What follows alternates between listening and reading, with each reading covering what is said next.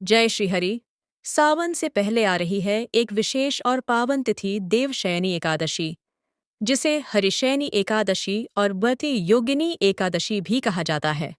यह दिन है जब स्वयं भगवान विष्णु 4 महीने के लिए योग निद्रा में चले जाते हैं और पृथ्वी पर शुरू हो जाती है चातुर्मास की शुरुआत।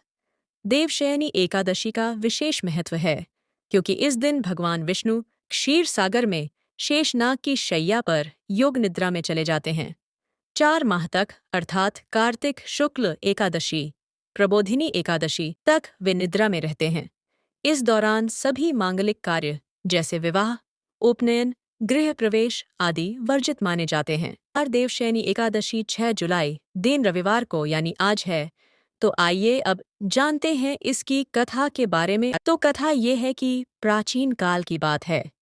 एक पराक्रमी और धर्मात्मा राजा हुआ करते थे, राजा मंधाता। उनका राज्य समृद्ध था, प्रजा सुखी थी और चारों ओर शांति का वास था। लेकिन समय ने करवट ली और राज्य में भीषण अकाल पड़ गया। न वर्षा हुई, न अन्न उपजा, नदियां सूख गईं और खेत बंजर हो गए। प्रजा भूखी प्यासी होकर त्राहि त्राहि करने लगी। राजा का हृदय यह सब देखकर व्याकुल हो उठा। वह सोचने लगा, क्या मेरे राज्य में कोई अधर्म हो रहा है या मैंने कहीं कोई भूल की है? राजा अपने घोड़े पर सवार होकर वन की ओर निकले और पहुंचे एक महान तपस्वी ऋषि अंगिरा के आश्रम में।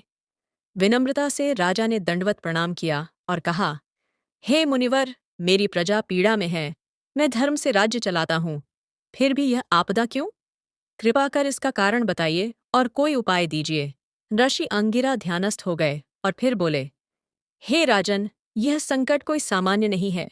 पृथ्वी पर जब पाप और अधर्म बढ़ता है तो प्रकृति भी रुष्ट हो जाती है। लेकिन चिंता न करें, इसका उपाय है एक अद्भुत व्रत, देवशयनी एकादशी।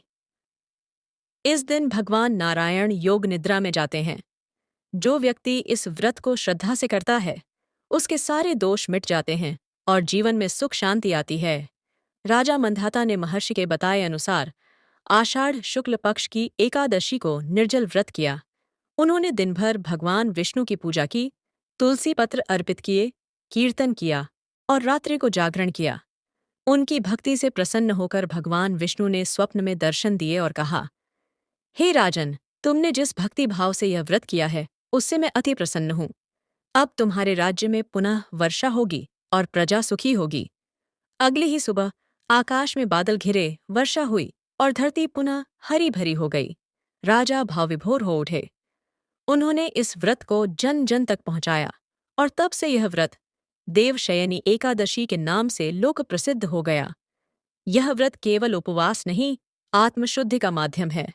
यह व्रत हमें सिखाता है कि श्रद्धा, नियम और भक्ति से कोई भी संकट टल सकता है और भगवान स्वयं अपने भक्तों के लिए प्रकट होते हैं। व्रत का पारण अगले दिन यानी 7 जुलाई 2025 को सुबह 5:29 से 8:16 तक किया जा सकता है। ध्यान रहे, पारण समय में अन्न ग्रहण करना ही व्रत की पूर्णता मानी जाती है।